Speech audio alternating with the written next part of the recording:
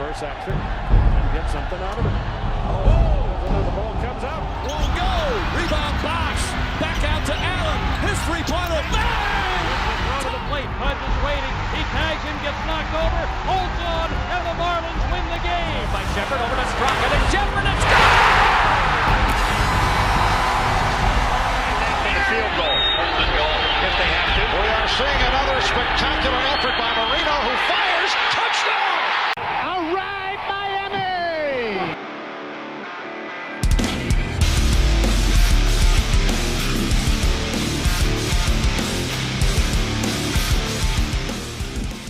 Welcome to the Papo and Nano Show. Papo TV here. How you doing? I'm Nano, and we're really excited for installment number 2 of the deep dive discussion. I can't believe we're doing a second installment. That was actually really fun the first time we did it. I hope you guys enjoyed that intro that my partner made. It was actually so much fun watching it. I've watched it like I think 35, 40 times. It's so much fun watching that. Yeah, I actually don't want to look at it anymore after how many hours I put into making it, to be honest with you. But yeah, it was super cool. It was a good idea. It was one of those scenes that kind of, you know, we were talking. It's like, oh, we want to do this and we want to do this, and it just formed as we were doing it. It was really fun, really exciting. We took a lot of time updating the stream, or sorry, the video recording for you guys, and I think this is really it's a fun endeavor, and I can't wait to continue this. And I know I think this is going to be a really fun experience going forward. Whether it's successful or not doesn't matter. As long as we're having fun talking about our Dolphins, I think it's great. I could care less. Less, to be honest with you. We just set aside an hour for us to discuss stuff. We always talk all day long, and just to be able to like set aside where there's nothing going on, it's silent, and we can just talk football, talk basketball, just talk. Absolutely. Super fun. Absolutely. Well, unfortunately today, Nano, it's a rough day for the Dolphins. We were gonna do a recording yesterday, but I hate to say it, it's better that we had it happen today. We lost a legend. Don Shula, age 90, passed away today. They haven't said the reason why he passed away, but I remember a couple months ago he didn't look well. I went to the game on January 4th, or in January. I think it was a Sunday. It was his birthday week, and they did a celebration for his birthday. Rough moment for the Dolphins. I mean, this is the patriarch of the Dolphins, and I think that was a great word that they used in the statement, because that's exactly what he was. How do you feel right now personally? How do you think the Dolphins feel? Do you see this as a chapter page, or is this like kind of like this is a tough loss kind of thing? I mean, so just my earliest memories of the Miami Dolphins, okay? I was 3-4 years old. I'm getting goosebumps now thinking about it. 3-4 years old, watching, Marino and watching Shula on the sidelines, and just having my dad and my grandfather, my uncle, and everybody tell me how awesome this guy was. Because you got to realize, you and me are very young, and our memories of Shula come from videos, and from stories. Our memories from Shula aren't necessarily firsthand. Now, do I have memories of meeting him post his career? Absolutely, but. His on the field, whether playing or coaching, all of that stuff, all those memories come secondhand. I've never got to experience Shula truly. I got to see him toward the end of his career with Marino, but I didn't get to see Shula in the heyday, and so that's where it kind of hits me home. It's like, man, that guy's a legend. When you talk about greatest coaches ever, he's on the list, and that's something we're going to talk about later. To know that that's one of the guys who was in your backyard that you've had an opportunity to meet, that's nuts. To me, the road's that's named after him, Don Shula Expressway. I mean, he is Miami Lakes. If you live in Miami and you know Miami Lakes, everything's Don Shula. I mean, that's where he lived. And so that is his thing. And I agree with what you said 100%. On my end, it's a little bit different. It's through my father. My dad is a Dolphins fanatic, and he lived through the 70s and the 80s. He knows Don Shula. He's met the man, actually, as a matter of fact. So, and so he had a really good connection. I talked to my dad this morning. He found out when you told me. I told my dad immediately, and it was like, he was like, "You gotta be kidding me." I go, "Yeah, man." And so he was distraught. He's really sad about it. But I learned about him through old Dolphins Digest magazines back in the day that my dad still saved, and I would see the rosters and the teams that Don Shula had, and it was impressive how many players he's touched in his life and how many Hall of Famers he has. I mean, not many coaches have 3 Hall of Fame quarterbacks underneath them. I mean, Unitas, Greasy, and Marino. That's nuts. And so, and the only one he won with was Greasy. And so you sit there and you go, this guy had so much. Belichick, as great as he is, and he is great, did it with one guy, and Tom Brady. Josh Gibbs, excuse me, did it with with a running back. I can't really think of his name right now, but there was a specific player to the greatness of that coach. Right now Andy Reid is tied with Patrick Mahomes, for example. Because Andy Reid is a great example. People are saying comparison to Don Shula. I go, Andy Reid is the excellent example. Talk about a man who's gone through decades, and that's what Don Shula is: decades and decades of offense and defense changes, the slant schemes that he designed, his defensive 3-4, which ironically is what we're going back to. It's pretty amazing. And so, but yeah, absolutely.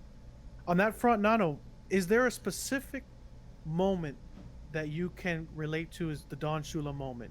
Is it the 72 season? Is it the 85 Bears game? Is it the fake spike? Which we showed in our intro video. Yeah. What would be your honestly, favorite? my favorite moment.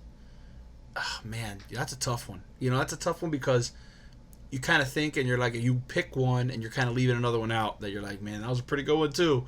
But that 85 Bears, I watched that game. It's on YouTube.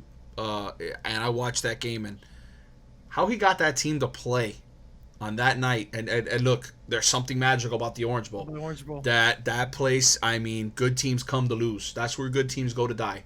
It was unbelievable, the atmosphere. My uncle was actually in the game. He had the last row. He's sitting with his back up against the fence, the chain link fence all the way up top. And he told me, he goes, he was scared because the stadium was moving. He's like, the stadium. Anybody who's watching this, if you've ever been to the Orange Bowl, you know what we're talking about. That upper deck was moving, and he's like, it didn't stop. It was 4 quarters of just go, go, go, go. And McMahon complaining about the loudness, he couldn't hear, and he couldn't. I mean, just everything, I think that encompassed my feeling of Don Shula. He was he was on the sideline just like, and what? This is like, that gangster mentality, bro. I loved it. That jawline of his was impressive. I mean, you would just see that guy, and I think he gave you one look, and you were like, I'm dead. And his sunglasses, bro, the iconic sunglasses. The sunglasses and that jawline and his jet black and white hair pulled back. I mean, that was Don Shula in a very way. Almost Pat Riley-like here in Miami. I mean, Pat Riley is the next, patriarch, right, of the Miami sports. Right there, Don Shula's above him, and then there's Pat Riley. And they look exactly the same. Yeah, same idea. Business, professionalism, discipline, and that was Don Shula in a nutshell. So if you haven't really followed Don Shula, if you're a Dolphins fan, if you're a new Dolphins fan, if you haven't really been stepping up and understand the history of the Dolphins, first of all, this is the only thing that we grab onto. As Miami fans in this city, we grab onto that Don Shula history like if it's going out of search. So this is a tough loss on that front. And to think of all the players that he's had, I mean, right now, I'm Marino, I'm distraught. I know we haven't had that success, and there was a little bit of a tension at the end of the relationship, but that's his father-ish like figure. Greasy today must be devastated. There's a lot of players out there, I'm telling you, they're not. The coping of this is very difficult. And I saw on ESPN today, ESPN ran a huge special, and it continues on going forward. They're doing all the football lives with Don Shula. They're giving him all the dedication in the world to the winningest coach of all time at 347 wins. I mean, this man is the epitome of winning at a high level. My moment, I would say really quickly, I was right there with the Bears, but I'll go with another one. I actually find one that was really special is when he actually got to 300, and I think when he passed Hallis, it was 309 win or something like that, yeah. Whatever. That moment where he got picked up again because this man had not won another Super Bowl. So it was 1972, I think 1992, 1993 is when he broke that record. And he got picked up like if he won the Super Bowl, and he embraced it. Like, this is a man that's like, I want Super Bowls. But he realized that he wasn't getting there anymore and was having a struggle. Teams were getting better. Coping to him, maybe his philosophies weren't as working as, at least offensively and defensively. Maybe not his actual philosophy, but his actual schemes. But he embraced it. And that moment he shared with the players at Miami. He did it. He won it at Miami. So one of those big time moments. It's a tough loss. I think it's a moment we were expecting. Tough to happen now during the coronavirus pandemic. It just kind of sucks because a lot of people that we really care about are dropping out, and it's like, dude, we want to kind of enjoy those moments, but it's tough.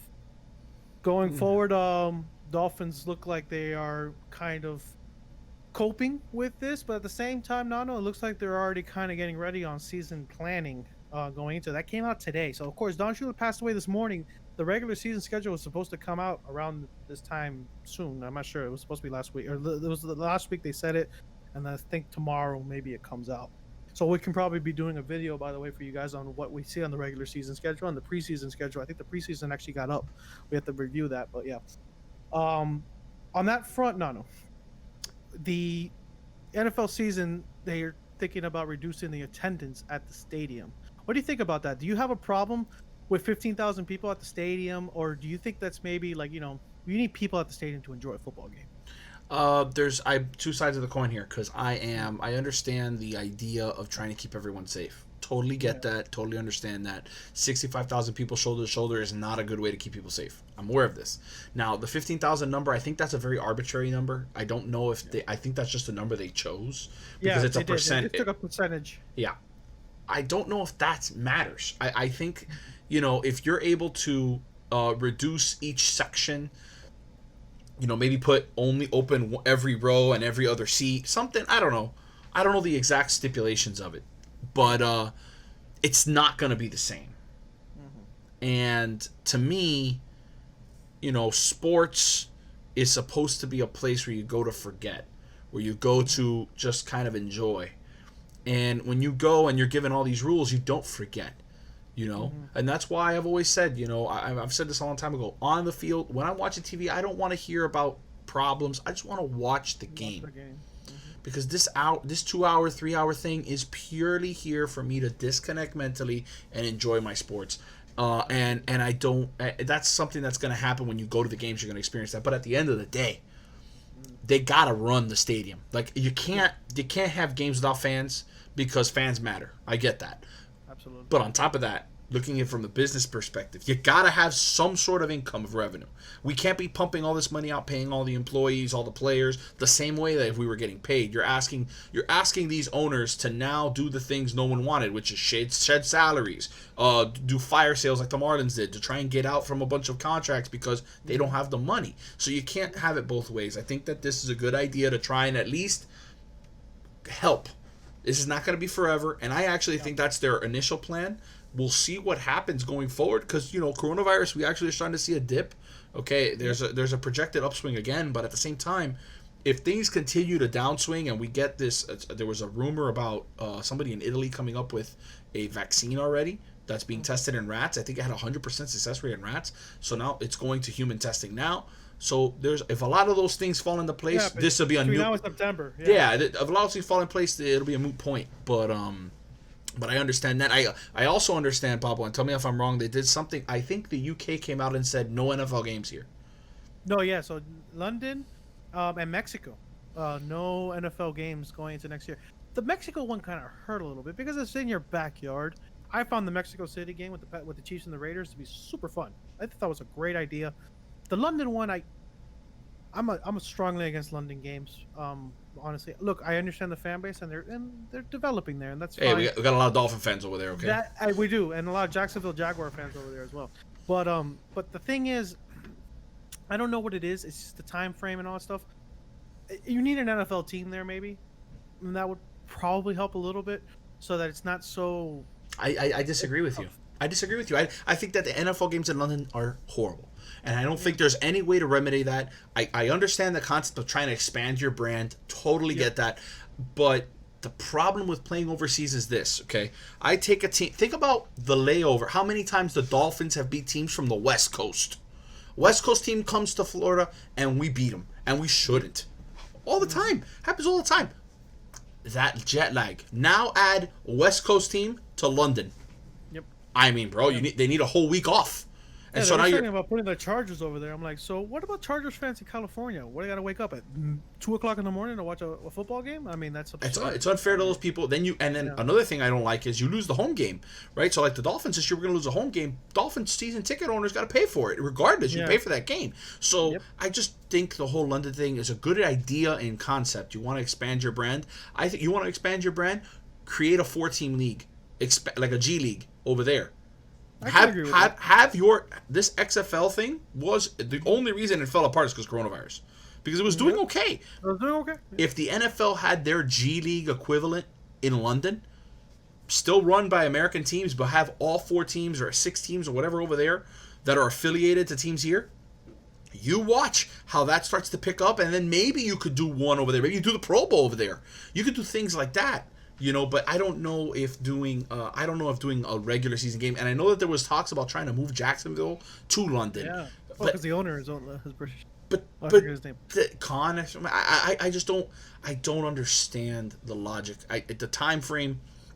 You're asking a lot of these athletes, okay? You're asking a lot of the athletes. You're asking a lot of the fans. It's totally unfair, like you mentioned, for a team in, you know, if I'm a Los Angeles Chargers fan and they're playing over there, I gotta get up at 5:30 in the morning to watch on a Sunday where most people like to sleep in. You're gonna make me get up at 5:30 in the morning to watch my? Are you kidding me? Yeah. Like, no, I'm not doing it. I'm not doing it. Absolutely. You know? I just realized I accidentally skipped over top 5 coaches of all time thing. I think we'll put that on the back end on our rapid fire discussion. But yeah, I was like, wait a minute, I forgot something in between what I was gonna. Oh, that's right, the top 5 coaches. It's all good. It's all good. It's all Discussion on good. the back end there. But yeah, going back to the season plan, I think Dolphins came up with the idea. They pushed it to the NFL and Roger Goodell. Imagine all this happened today. Don Shula passed away today. Roger Goodell and the Dolphins today have been talking all day. I mean, Literally. it's probably nuts. Yeah. Like they were like, "Whoa, dude, what the heck?" I had to deal with you with all 2 weeks ago with the draft. Now I got to deal with you with this. I mean, it's like Dolphins and the NFL are like commingled right now, and it's crazy.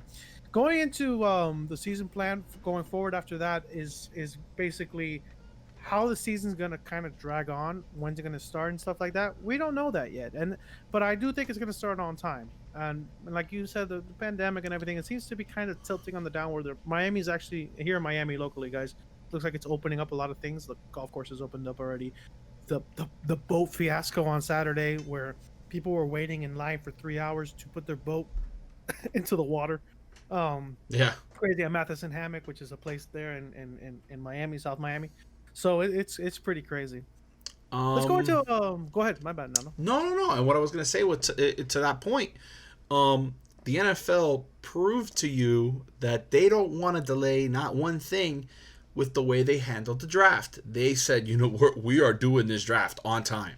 We're not pushing it back. We're going to do this draft on time. And by the way, we didn't really talk about it. I thought it went pretty well considering all the things they needed to happen, all the reports coming out that Monday they were having issues with the technical difficulties and whatever. I thought they did a really nice job of running that draft with relative no hitches other than the late fees when you're seeing the kids. You're announcing the kid doesn't know you announced him until like 20 seconds later. The kid was sitting there silent and you're like, why is this kid not happy? He just got drafted. And then like 2 seconds later they cut to him and he's happy now. So that was they didn't really think that part out. That's production value, but in general, without a hitch, it went off pretty well. The NFL with that proves to you they don't want to delay. They're going to do everything in their power to be on time. And I think that the hysteria of the coronavirus is starting to come down a little bit.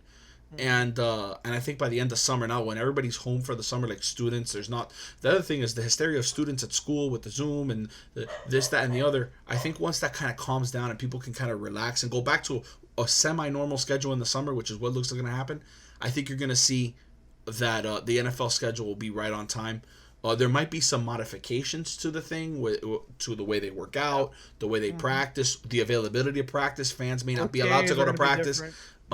Which I will tell you right now, the Papo and Nano Show will be doing a show at least either from or directly after the a practice. We will be going to a practice, but if fans are allowed. But I just I think that it's important that they do everything they can to keep it on time, and I think that's what's going to happen.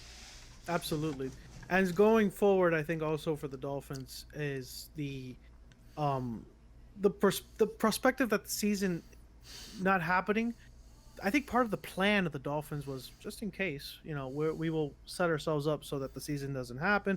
And I saw that with the Tua pick, and that's part of the reasons that I look at the Dolphins and says we have time on our side. Once they did the rebuild wasn't because of the coronavirus, but they did the rebuild because they knew Tom Brady's era was ending. And it ended right around the time that they did the rebuild. I think Coach Flo knew more than let on. Fortunately and unfortunately, the Dolphins have been putting themselves in a good place, building block wise, to continue forward. let's get into the team status here, Nano. A lot of changes happened this past week, so we didn't do a video kind of in between. We're still setting up our schedule, guys. We're busy, obviously. We have normal day jobs. And during the coronavirus, it's very difficult. We will try, obviously, if there's a big event, that we make some videos, but we have to kind of coordinate, and we'll figure that out as we go along. But for now, the deep dive discussions are our go-to going forward. But let's look at the team status. So last week, we saw a lot of changes happen to the Dolphins.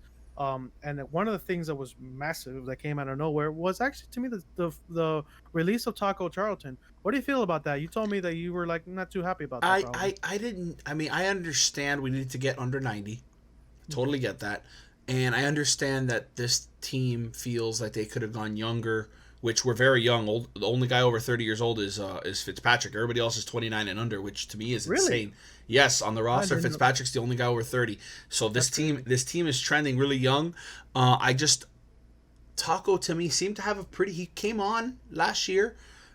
He fit the system well. I think that this is one of those situations where, hey, you know what? There had to be a casualty because we were at like 95, 96. We need to get under 90. And he was just one of the guys that they let go. Don't be surprised if he doesn't catch on anywhere if he's brought back. I don't think he was that bad for us. We drafted so many linemen that it's just, you know. Well, you say that, and it's true that we drafted 2 defensive linemen. I think we drafted 3 because I look at Raekwon Davis as a freaking defensive end, 6'6", 310. And if you're going to go to a 3-4, you're limiting your defensive lineman on the field anyways. Exactly. And then you got this nose tackle, Benito Jones, to be the new nose guy, and I said Raekwon Davis is the nose tackle. I don't think he's a good nose tackle. So let us know in the comments if you think he's a nose tackle. I don't think so. Benito Jones is a prototypical nose tackle. He's 6'4", but he's 340 pounds. I mean, that's massive. This kid is 6'6". He's huge as well. But they say he's 310, and he looks 280, 290 to me, and I mentioned that in the last video. That's a defensive end. That's a large defensive end, which I actually like. I like those big, long, what Gregory Rousseau from the Hurricanes is going to be exciting. So from that end, I can understand, like you said, they had to reduce defensive end. But yeah, Taco to me was like, that was a good pickup. It actually worked out really well for the Dolphins. Cheap. We got him for nothing. It was great. Yeah. And so, and it was a first-round pick, and it just didn't work out. But I think he was a good filler, a good rotation piece that would have been nice for the team. Maybe you don't have to have all these undrafted guys, but they see something that we don't. And so, unfortunately for him, he's off the roster going forward. And I think this is a really blossoming roster. So sometimes you find yourself in a good spot on a team that's like, hey, this team is going in the right direction. You can see it. And then they let you go, and it's like, oh, crap. Yeah, kind of feel for the guy, but you know what? He'll catch on somewhere. Guys who get drafted in the first round don't tend to disappear for too long. And he was under the Flores regime, so there's got to be a team out there that's like, hey, you worked out well with Flores, so let me try. Let's take a look. Try you out. Mm-hmm. Yeah. Now let's talk about the one that I really don't want to hate on the guy, but at the same time I'm thrilled that this happened. Charles Harris is now an Atlanta Falcon for a 7th round pick. I'm surprised we got anything for him. I'm surprised we got even a bag of air for him. The fact that Cam Newton, all these QBs, got Andy Dalton, didn't get traded for a 5th, a 6th. We traded away Charles Harris for a 7th round pick. No. We fleeced them. We fleeced the Falcons. We fleeced them. You had to pay us to take him. Excuse me, I said that wrong. We have to pay you to take him. Nope. They're paying us a 7th rounder. So they gave us a 7th round. Now we do pay them. Half of the salary is we're paying half the salary, but I don't care. You're paying half. Off the roster. Okay. So I think we saved about 1 point something, and then we didn't do the option, so we saved another 3 minutes. So we saved about $4 or $5 million with him because we didn't exercise the option with him, and we traded him, so that we don't get a dead cap hit. This is the kind of thing about Chris Greer that I love. But let me first, before we get to that, I want to ask you, what are your impressions of Charles Harris? Did you see anything in his game that you would like that now you're going to miss? Let me know. Go ahead. No, I'm not going to miss anything. Now, here's what I will say. We've seen it time and time again. Sometimes a change of scenery is all you need. So, I don't ever wish poorly on anybody. I hope he goes to Atlanta is amazing. I hope he plays to his... He's in the NFC. Good. I hope he plays to the draft level that he was. I don't particularly have any harsh feelings towards him. He did nothing for the Dolphins. And at the end of the day, we need this team to be better, and we have to get rid of guys who aren't helping. No, You no, know, he had 2 sacks in 3 seasons. It's just, I mean, you weren't doing anything. Now, maybe he goes to another team and maybe it works out. He's one of those guys that gets cut and then ends up on the Patriots and then beats you. That's how I feel about every guy we get rid of. I want you to know that. And I'm traumatized by Heath Evans.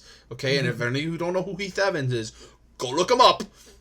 Played for Miami. We released him. Patriots picked him up. The next game, we played them that same week. He ran for 200 yards. So just, I am traumatized by things like that. Hogan Hogan was a rough one too. Chris Hogan was rough, but Chris Hogan, we understood. This wide receiver core has, for the last 3 or 4 years, that's the only thing we've had that you're like, okay, it's not bad. Devontae Parker getting injured recently, in years past, kind of affected that, but on paper we had enough players. Then Chris Hogan goes, and we get Wes Welker. Go ahead, win a couple Super Bowls, murder us with your little quick outs. I'm traumatized by Dolphins players leaving and ending up on the Patriots and just murdering us. But that trend has turned. We are getting the Patriots players now. Yeah, the other way around. Shove it. Absolutely. So Charles Harris is no longer with us.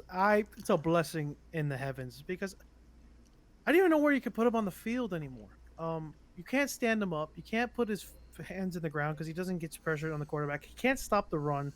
I mean, it was just a bad move. And now I'm going to get back to this Chris Greer topic. Chris Greer and his staff, or I don't know if he made the pick or not, but at the end of the day, they agreed that this man was the 3rd overall pick, or what was he, 4th overall pick? I don't even remember. I block out traumatic experiences. He was a top 5 pick. Done. He's a top 5 pick. And he wasn't projected as a top 5 pick. He was a first rounder, but he was a project 20th pick, which made sense. And I think he would be in that area. It's not saying that he's a horrible talent. He's got all the measurables. All the measurables are nice on Charles. You look at Charles Harris, this guy's intimidating looking. He plays like a flower, though. And so I don't know what happened with flowers him. have defense mechanisms. Sometimes they have thorns. He didn't have that. He didn't have that either. So there was no pressure from the guy. He had very bull rush mentality, no special, you look at Dwight Freeney. Dwight Freeney was tiny. But what was he so good at? The spin move. Everybody has a move. He tried a bull rush, and he's not Bruce Smith. Bruce Smith can bull rush you to death. But Cam Wake can bull rush you. Cam Wake can bull rush you to death. Which we're gonna get to that. Yeah, he can't do that. So unfortunately for him, he's no longer on the Dolphins because, like I said, the Dolphins are growing. So this may have been an opportunity. Okay, let me show this team. I'm gonna improve this year. Dolphins said, "No, we're done with you," and moving on. So it's kind of crazy. I think they listened to the fans a little bit on that one too. I don't know. I have a feeling these moves have been fan related because I'm like, wow, they're actually doing the things that we were kind of asking about. I have a feeling Flores is not dumb, and most fans in general, when all the fans can agree on something, is probably right. I'm just throwing that out there. Everyone said Al Golden needed to go. They were right. Everyone said D'Onofrio didn't know what he was doing. They were right. So, generally, when all the fans agree on something, when it's a split decision, okay. When all the fans are like, yo, listen, that's when you gotta. Then it stops being a debate. And you look at the Miami Dolphins in history, fans have always been pushing. It's like Jay Fiedler. It's like, look, I get it. Fiedler was not the greatest quarterback. But maybe if you gave him an offensive line, that way he doesn't run for his life half the time, we can make it work. But the thing was desensitized because Ricky Williams was running for days. So the offensive line must be doing something right. Yeah. But when it's 3rd and long, and Miami in 3rd and long has been a curse. Like, in general, Hurricanes and Dolphins, 3rd and long is a curse. 3rd and long, the worst. We can't throw the ball because we can't protect the quarterback because our offensive line can't stop there. You can run the ball ground and pound for 3 or 4 yards first and second down. You're not going to get 10 yards every time. So when you do have that crucial 3rd down, which is, how many times does a 3rd down happen in a game? 12 times? Maybe 10? Nah, 10. Let's say 10. 10 times. 10 times, right? Double digits. You got to have at least a 40 to 60%. You got to be in that range, okay? Dolphins and the Hurricanes have been underneath the 40%, okay? So it's absolutely insanity that we can't do that. So I look at moments like that where it's like, fix the offensive line. They did it this year with the draft. Finally, they said we're going to get, and free agency. So they said we're going to get the draft going. So I look at the status, going back to our topic on the Dolphins, we're looking pretty solid. Yeah. We fixed our defensive end. We got another draft pick. We have 2 7s now, 2 6s. I think we have 10 draft picks. 11 now. I think it's 11. 11 draft picks. We had 14 this draft. Oh, Dolphins have so many picks this draft. We have 11 next year. We have 25 draft picks that happened and are going to happen for the Dolphins going for it. No, this is exciting times. I mean, really, this is what was the cap? $80 million in cap space. $80 We have 80 million next year. 80 with only 2 guys to re-sign. Only 2. Yeah, Ryan Fitzpatrick is sitting on $10 million right now. He's not going to be on the team next year. So I mean, the options for the Dolphins are, and that's why Flores and the staff are so excited, because they saw the growth, the culture's building. You know, you have tremendous opportunity. But that's why, I'm sorry to cut you off, but that's why they went and signed Byron Jones the way they signed him. They overpaid for him. They're like, dude, we got cash. Go get him. We got cash. We have 3 or 4 years of elite corners. We had Patrick Surtain and Sam Madison for, I think, 2 years. No. If I'm not mistaken. No. How We many had them years for do we like have 6 them or for? 7, I think. Really? Yeah. Oh, I thought it was only 2 or 3 years. No. It was them 2, Taylor and Thomas together for a while. Really? I thought Patrick Surtain left after a while. He did. He ended up in the Chiefs. But Or Cowboys. I thought it was Cowboys. maybe Cowboys. I don't remember exactly where he went. But once they leave, die. I forget about them. I didn't know it was 6 or 7 that's years. actually a Googleable thing. But I will. But I'm 99.9% sure it was 9 years. The secondary and the defensive side of the ball for the Dolphins was always a must. And going back to the Don Shula, everything's interrelated with each other. The Dolphins are a defensive football team. Miami as a city prides itself on defense. And when the defense is not up to standards, we're pissed. Like, it's not even funny. Like, we do not accept. I mean, D'Onofrio is a great example of a person that it was uncontrollable anger. I got from you. the Miami Dolphins fan base. Go ahead. I got you. Okay, Patrick Surtain was with the Dolphins from 1998 to 2004. Okay, and then he went to Kansas City from 2005 on. And Madison was with us from 97 to 2008. So 6 years?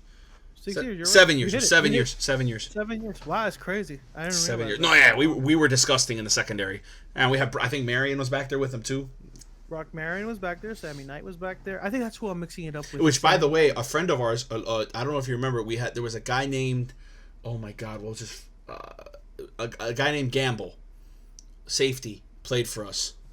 I'm gonna Google it. That's Dovey's dad.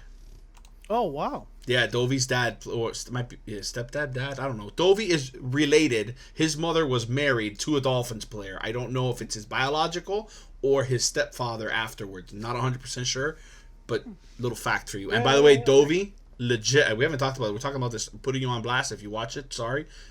Actually, a really athletic, good safety. You gotta. He played corner, but he's an athletic defensive back. So you gotta check him out. Absolutely. Go ahead. That's hilarious. So going forward on the Trent team stats, Trent Gamble, I think his name. Hold on. That name is. No, it's not Trent. It's not Trent. Hold on. It's not Trent. Keep going. Is it Trent? No, it's just fine. No, I can't wait because it's a fun fact. I didn't realize Dovey was related to some form of, and between your brother with Preston Williams, by the way, just throwing that out there. Yes. You know, Dolphins and the Papo and Nano Show and the Dolphins, we have connections. Yes, forming. Trent Gamble. It's Trent Gamble. There you go. So Dolphin fact of the day.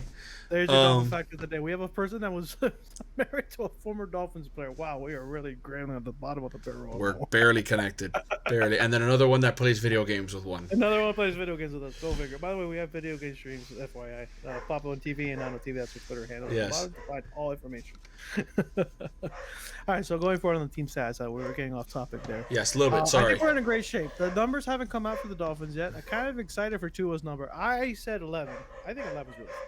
But you said 3? Well, here. Okay, so I'm gonna play both sides of this, and it just came to me literally as you said 11. It popped in my head, but I said 3, and the reason why I said 3 is it's that what came out. Well, Dwayne Wade's the one that pointed it out actually. Yeah, exactly, man. Dwayne Wade, man. I don't want that. 5th pick, war number 3, won 3 championships. True. That's why Dwayne. I just said it's like 5th pick. To Miami. I don't know. The third best player of the draft. I don't know. Just Him saying. and Dwayne Wade are similar because Tua was the third best player in the draft. So I thought number 3 would be really cool, but number 11 makes a lot of sense. And here's why: Hall of Famer Dan Marino, 13. Bob Greasy, 12. 11. Just makes sense. It just makes sense. 13, 12, Check 11. Johnny Unitas' number. Isn't Johnny Unitas number 10? Might be 9, but I'll No, check. he's 12. He's 12. He's 12. He's 12. He's 12. He's 12. I was gonna say no. It wasn't. He wasn't 10. But I just remember either that. way. Yeah, you had basically you cover your numbers there. 11 There you through go. 13. 11 through 13. You got And all Hall of 14, Famers, all played for the I'm not- Dolphins. You got the quarterbacks in the future are gonna be like, I can't pick a number.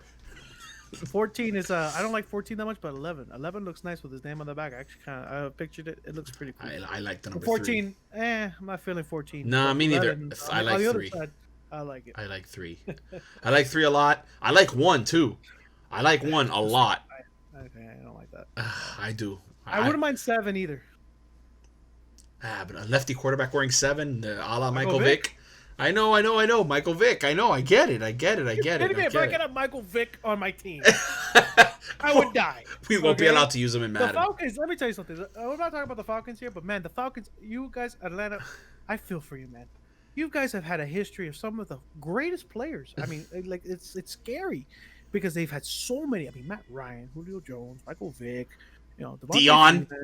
Dion. I mean, God, it's a lot of players that played in the Falcon red and black, and it's just 28-3, baby. 28-3. 3. I feel so bad for you guys. I really do.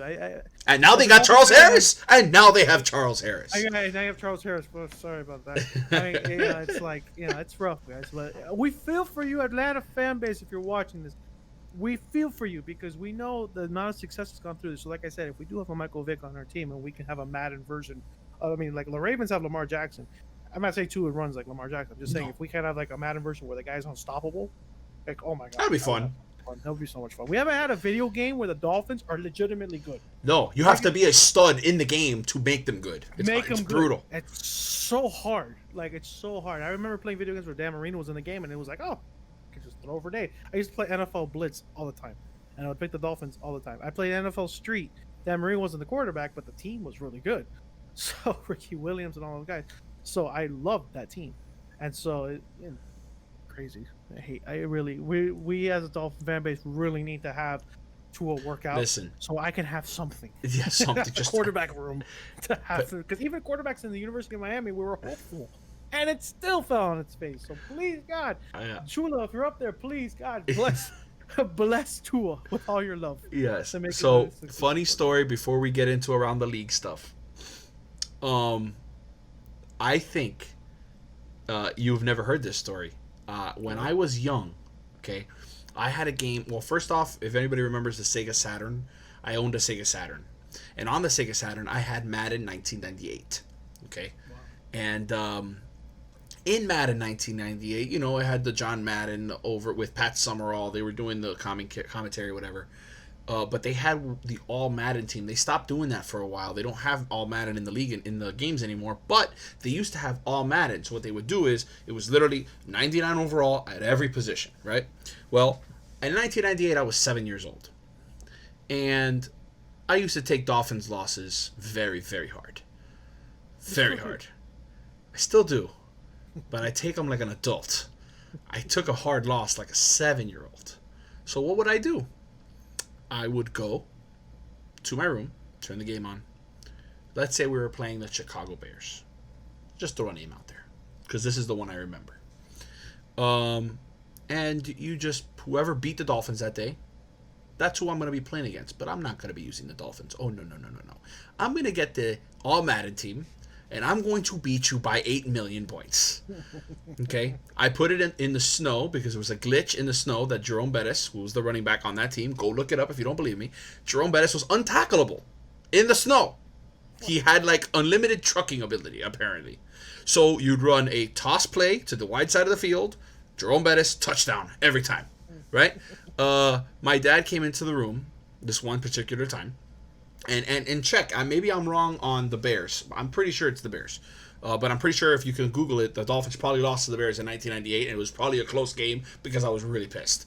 And my dad comes in, well, what are you doing? I go, I'm playing some Madden. He goes, what's the score?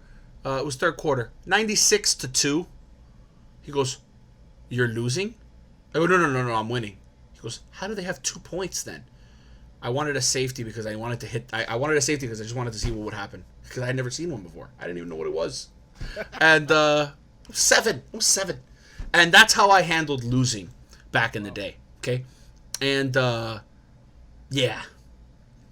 I'm gonna Google that. Go ahead. I'm gonna go. You played Madden not too long ago. I feel like the same energy was coming, but you were like instilling it into your son. You were like, yeah. Well, it's not fair when you're holding a controller and you got a little hand coming up going X, X, X. That your Or son like- is haunting you from the other teams that you've been crushing in your Sega Saturn are haunting you through your son. Bro, I'm holding the controller, right? And he's literally going, hit stick. It's like pre-snap. I'm like, dude, please stop. You're destroying my opportunities to win over here. Let me see. No problem. So as he continues Googling, let's get through some rapid fire and he'll be talking as they go. Let's talk about the three little things here and then we'll wrap it up. Let's talk about the head coaches. Going back to Don Shula. Top 5 coaches of all time. Don Shula's in there. Where you put him, he's in there. And the other guys that I think are in the top 5, and there's some of those, Josh Gibbs is in there, Tom Landry, you have Lombardi, and then you have Bill Belichick, obviously. I actually have Andy Reid kind of wedged in there as well as one of the top 10 group because of what he has done his entire career. And this past season, just finally got that Super Bowl. It's unbelievable that guy's career. But my top 5, and I was thinking about it before we got started on this, and really I hate to say it, but Bill Belichick is by far, to me, the greatest coach of all time because of what he has done at the biggest stage of all time. I mean, 6 Super Bowl rings, can't beat that.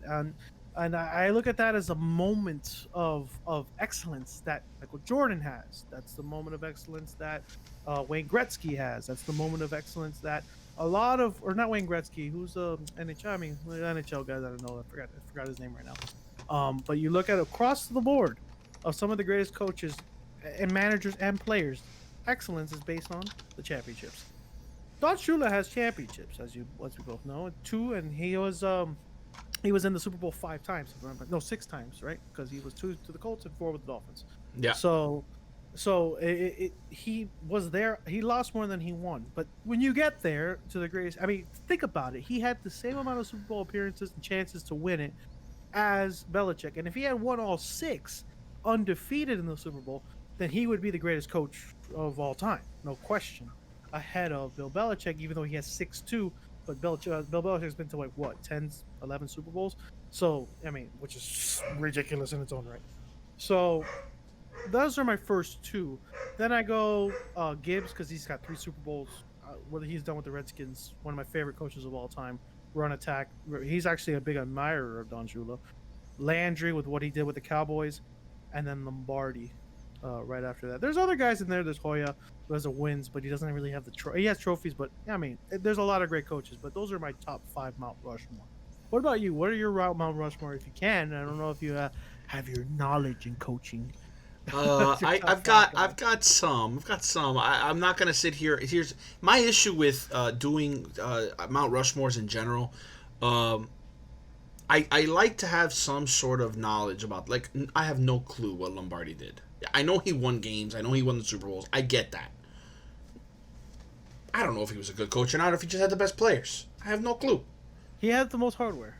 I mean, yeah, but so does Bill Russell, and nobody talks about Bill Russell being, at the top of the list of greatest of all time. So to me, Belichick is far and away number 1, and the reason I say far and away number 1 to me, you have never seen a person establish this much dominance. It is just honestly, it's him right now. It's him and Nick Saban. I mean, if we're really gonna talk about just football, not NFL, it's him and then Nick Saban, and there's really and Bear Bryant fell off from there. Yeah, but I'm saying, like, it's them 2, and then there's a big gap. And the reason I say there's a big, because you know what, Shula was awesome. Okay, had his biggest thing was discipline.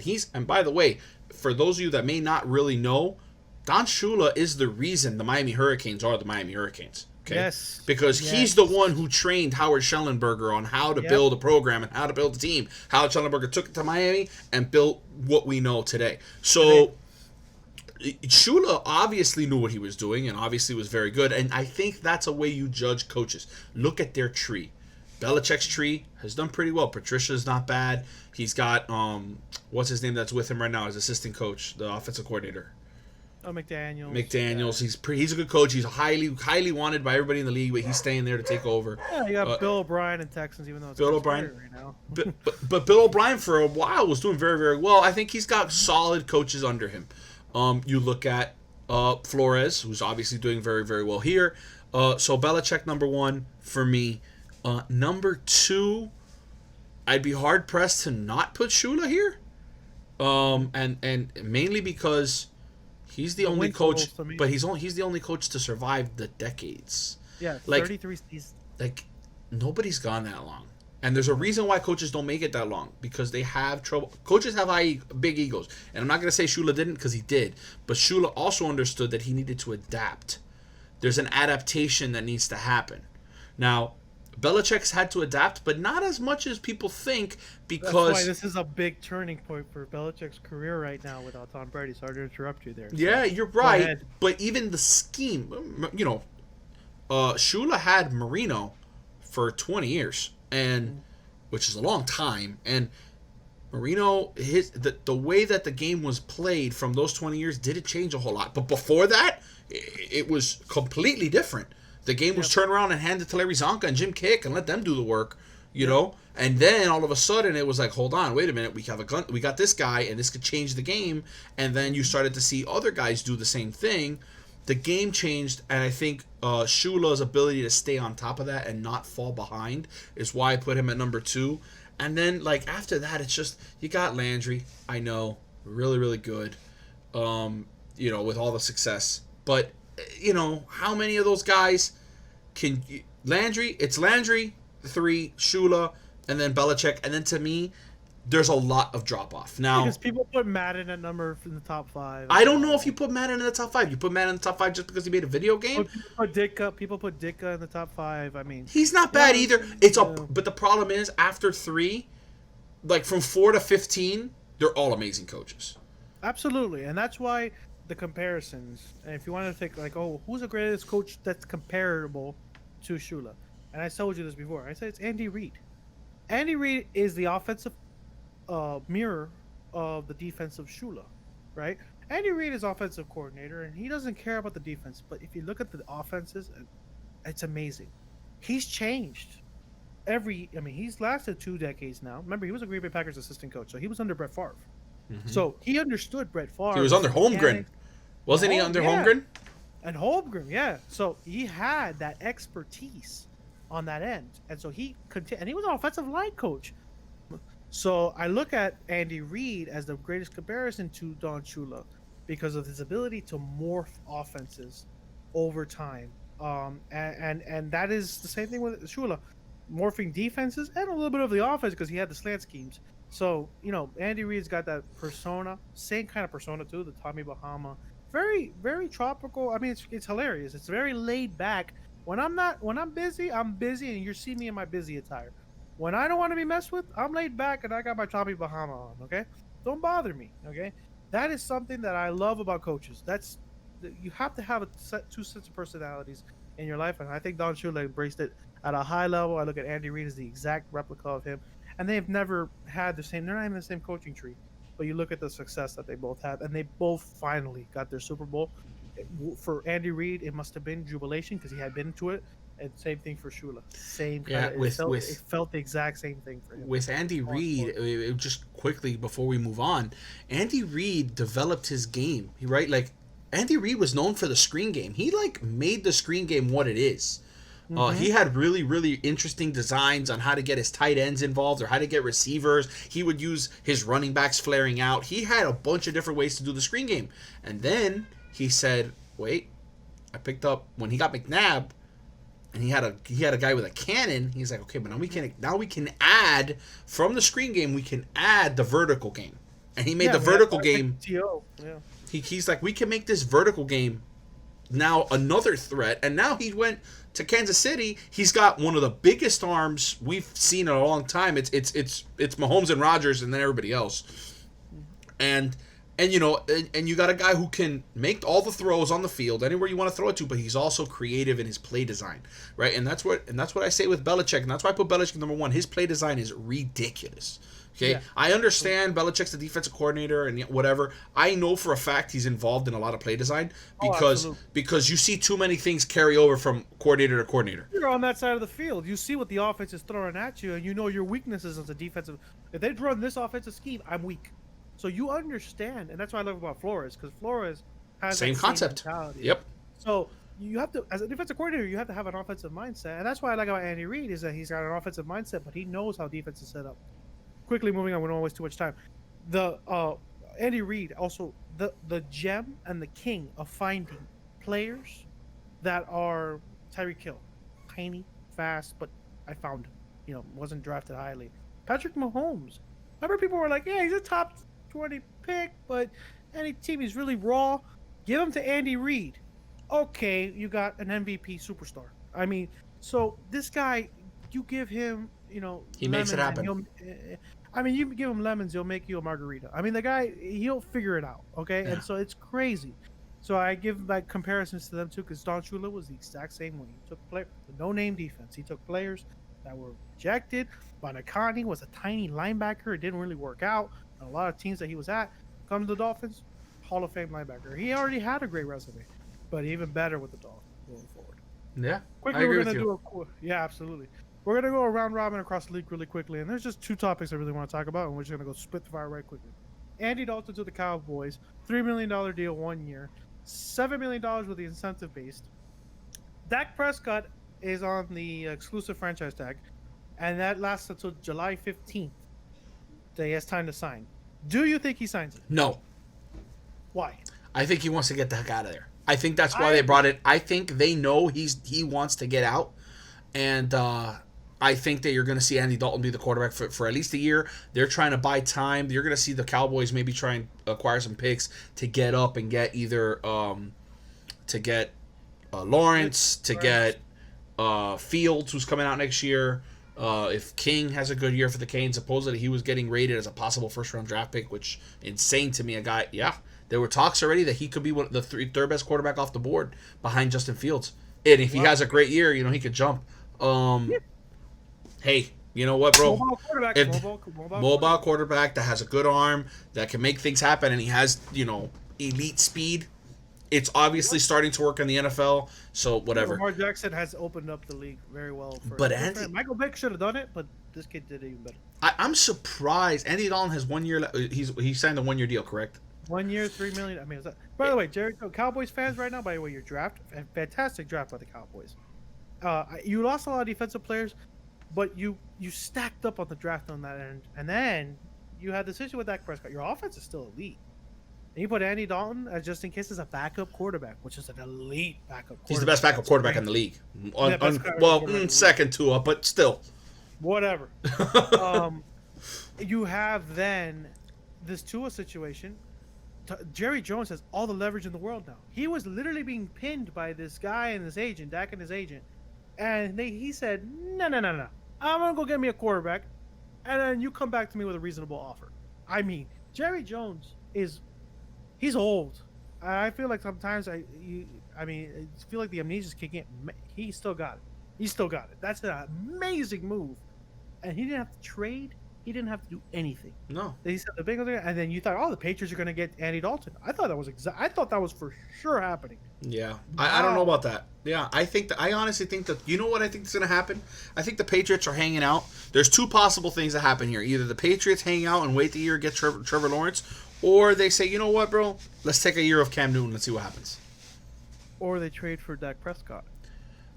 They could trade for Dak Prescott, but the problem is, what are you going to give up? The Patriots are obviously acquiring a lot of draft picks next year, so it could be something like that. That would actually work for them. So there's another rumor that they want to get Jacoby Brissett back from the Colts. Remember, he was an ex-Patriot that left, so that they traded actually. Would you consider Dak Prescott similar to Jacoby Brissett though? Now that you think about it,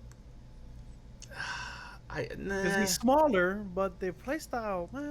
Maybe would you say Dak is more like Russell Wilson? In a way, outside of the pocket running, can throw the ball outside the pocket. Yeah, not really a pocket passer. Yeah, he doesn't fit. Jacoby is a pocket passer. Get the ball out quick, very Patriot style. That's why I feel like that's the guy because I don't think Jarrett Stidham's going to start for them if they're trying to win. I can't believe that. I can't believe that. I mean, and if Jared Stidham becomes the next Tom Brady, and this is our second episode, I mean, I'm gonna say it now. That guy is not that good. I'll take my chance right now and burn myself at the stake right now because of that. Listen, if Jared Stidham becomes Tom Brady 2.0, then for sure Bill Belichick made a deal with the devil because I mean, I know. No. I looked at the highlights. I'm like, this guy's okay. He doesn't have a rocket arm. I mean, it's like, bro, it's not even close. So I don't think that's what's happening. Grew 2 more inches, by the way, because he's only 6'2", and he has developed the rocket arm equivalent to Tom Brady or even Drew Brees, at that matter. Then yeah, something happened. There's a factory at New England where they're just pumping these guys with something, okay, with culture. Okay, they're pumping them with the essence of Drew Bledsoe. Absolutely. The second topic I really want to quickly, and we'll end it here, is the I lost my train of thought because you made me laugh. Aaron Rodgers. Aaron Rodgers. Yes, thank you, Bryce Love. So we saw that on the draft day, and now the speculation's coming out that they're already planning for the future. They have not done a free agent acquisition or anything that can help him. What do you think is going on with Green Bay? Do you think Aaron Rodgers is potentially a trade target to the Patriots, obviously, or do you think he's going to stay one more year there? Well, because he has what, 4 years left on his contract?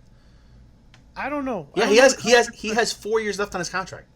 Yeah. Or 3 or 4 years. He's got multiple years left on his contract, and you're going to draft a first-round pick. Now, listen, if you have the conversation with him ahead of time, he did not know because he was on the Pat McAfee show, okay? Shout out for the brand. And he's out there, he's on the Pat McAfee show, and he's like talking about Tua and happy for Tua that he's going to sit behind Fitzpatrick, having a great old time. He gets off, and bam! There goes Bryce Love right up in your kitchen, and he don't feel the same way that Fitzpatrick feels. I'll tell you that right now. And, yeah, he could be demanding a trade. Now, does that mean that the Packers will do anything about it? Maybe, maybe not. Because the price for Aaron Rodgers is going to be steep. Yeah, okay, steep. But no, he got Brett Favre. I mean, this is Brett Favre 2.0. It's a little different. Brett Favre was older. Brett Favre was already toward the end of a contract. Really, 36 years old. I mean, Aaron Rodgers is not that young pup anymore. I know, but in the NFL today, quarterbacks can play into their 40s, and they're okay, especially when they're not showing. He hasn't shown any signs of diminishing. His arm is still strong. His problem. He doesn't move in the pocket as but well. He's never. But he doesn't have to. He used to move in the pocket pretty well. Yeah, but he doesn't. But for the last 5 years, he hasn't. His problem is you haven't drafted a first round. They haven't drafted a skill position in the first round since he's been with the Packers. They go defense or offensive line. Like, dude, how about you give him one receiver? Yes, I understand you got Adams now. Great. They had Cobbs, Randall Cobb. Fine. Get him an elite receiver for the love of Jesus. No, that guy with yeah. And how about a run game? That now he has a run game. Tom Brady, yeah. How about a run game? When Tom Brady left the Patriots, he's like, you're not giving me what Aaron Rodgers is saying to the Packers. You're not giving me offensive weapons. I can't do everything. So what does Tom Brady do? Goodbye, New England, which is crazy. Okay? I mean, this 2020 year has been nuts. All right? Yes. And he's going to Tampa Bay. Tampa Bay. Why Tampa Bay? It's like one of the smallest markets. And then you sit there and go, well, they have Mike Evans. They have Chris Godwin. I brought back Rob Gronkowski. I have O.J. Howard. Oh. Weapons are the key, and so I agree with you. I mean, that Bryce Love pick, look, hope that kid becomes great. Packers have been known to develop their QBs. They've always done it. I mean, from Stark to, Favre and Rodgers. I mean, I'm sure they'll get another quarterback. They've always done it. They've had a long history of great quarterbacks since the 90s, right? And really, remember, Favre wasn't their guy. Atlanta picked him. And once again, going back to Atlanta, sorry. Yeah. Brett Favre. Which, by the way, on a side note, in my Googling, I remembered it was Atlanta because it was on my mom's birthday. Atlanta beat us on my mom's birthday, and it's right after Christmas. I 100% remember this now. It was Atlanta. Sorry, this is the Atlanta Bash Show. Bash Show. So, yeah, no, I feel rough for Bryce Love that he's going to be dealing with a disgruntled Aaron Rodgers, and it's going to be a really unusual relationship, especially after a 13-3 season. If the Dolphins did that after a 13-3 season with Dan Marino, how would you feel? I mean, I would be irate because it's definitely not his fault. Yeah. Go ahead and blame. You could blame literally any other position. You could get a water boy, but don't blame the quarterback. It ain't him. It ain't one of the best quarterbacks we've ever seen. I feel bad for Rodgers. Yeah. Rodgers in a better, honestly, it's sad to say about the Packers, but in a better run organization that knows how to take care of their quarterback, he's looking at Tom. If he replaced him and Tom Brady, he would have 6 Super Bowls. I mean, I don't think he is that much of a drop off from Brady, in my opinion. Better run talent. I mean, yeah. In my opinion, that Rodgers maybe doesn't have. But my argument with the clutch gene would be, well, I mean, what are you asking? You're asking him to throw what, fourth quarter comeback drives? I would say he has more than Brady. I would tell you that. Am I saying that Brady is better? He's better than Brady? No, I just think that in his level of drop off from Brady to him doesn't affect the Patriots winning. Minute. It's very minute. Yeah, the Patriots winning those 6 Super Bowls, we're just not recognizing his greatness, and that happens a lot because of winning. Think about how people thought of LeBron before Miami. They thought he was great, but he was. LeBron is easily the second best player ever. Okay, easily. Okay. What's another discussion? We're not doing it. He's easily number 2 because he can play. I know you have him behind Kobe. Rest in peace, but. He's easily number 2, okay? Kobe never took Delonte West to a damn championship, okay? We're gonna say that. So he did the Allen Iverson and actually almost won it. So we're gonna give a little bit of credit to LeBron there, but we're not gonna. Greatness is not recognized unless you have the rings. Yeah. The only time greatness is recognized is once they retire. Then the greatness is recognized. Yeah, but only Marino seems to be the one guy that people recognize, and they still don't give him his props because if he had 1 ring or 2 rings, Marino's not even. No, people still put they put Brady, then they put Montana, and I'm like, that's insulting. That is insulting to everything that. Yeah, give me Jerry Rice. Give me Ronnie Lott. Yeah. Are you kidding me? Anyway. Yes, he had the. We could do this all day, and that's definitely going to happen in a future show. But come on, Marino's out here with no running back, barely an offensive line. Dwight Stevenson was pretty good, but barely an offensive line. His Achilles was in 3 pieces, and he's still throwing for 400 yards against. He made 2 great receivers in Clayton and. He made the receivers and they've said it themselves that if we weren't great, he made us great. Yeah, so I mean, look, and they're not in the Hall of Fame, by the way. Yeah, Brady had Moss and Gronk, who will be in the Hall of Fame. Montana had Rice, Hall of Fame. And Rodgers doesn't have anybody. Rodgers has no one that's in the Hall of Fame. No one that he's thrown to. I think Devontae Adams has a chance, but even then, no. I don't think it's gonna happen now because he's gonna. Imagine. We'll put it on the record. I don't know if you want to put it on the record. He's gonna be traded. He's going to be traded. Yeah, I don't think he's gonna last his 4 years. Maybe not this year, but within the end of his contract. I think they'll do 1 more year with him, and then he's gonna say, "I'm out of here, man." It's a very tricky situation. I don't know what they're doing in Green Bay. Unfortunately, we're not really Green Bay fans. I actually like the franchise, so that's my NFC team, by the way. Yeah, I love the Green Bay Packers. I don't understand why they did that. But if you're a Bears fan right now, you're happy as hell. By the way, the other thing that happened was Mitchell Trubisky's gone. I think, right? They 5th-year option. They didn't do that. That didn't work out. No, what did they do? They brought in They brought in Foles. So yeah. You sit there and you go, Trubisky didn't work out. The NFC North right now is Vikings with Diggs and Green Bay with this pick and the Bears. They can't do anything right. And then you look at the Lions and they're like, we're still here. They got Stafford. Yeah, I know. And you see the Lions, they take care of Stafford, Calvin Johnson. They gave him all these weapons. And they can't win, but it's just the Lions. I mean, unfortunately for them, they just cursed. Detroit can't win a title. But on that front, I think we're looking at the end of this. So, guys, I want to thank everybody for watching. Nano, I want to thank you, as always, talking with me on Dolphins. Like I said, tough day today, but, we move on with Don Shula gone. And Dolphins, like I said, are going to be moving into the right direction going forward, and that's the good news. Yeah. As the Dolphins continue going forward. But I want to thank everybody for watching. Make sure you like us, subscribe. Any little topics you want to come up in the comment section, please let us know. We'll always be listening to it, and we're looking forward to it. Nano? All right. Comment section, we're always active on it. I'm always checking, trying to respond. I think this is definitely trending in the right direction, having a lot of fun.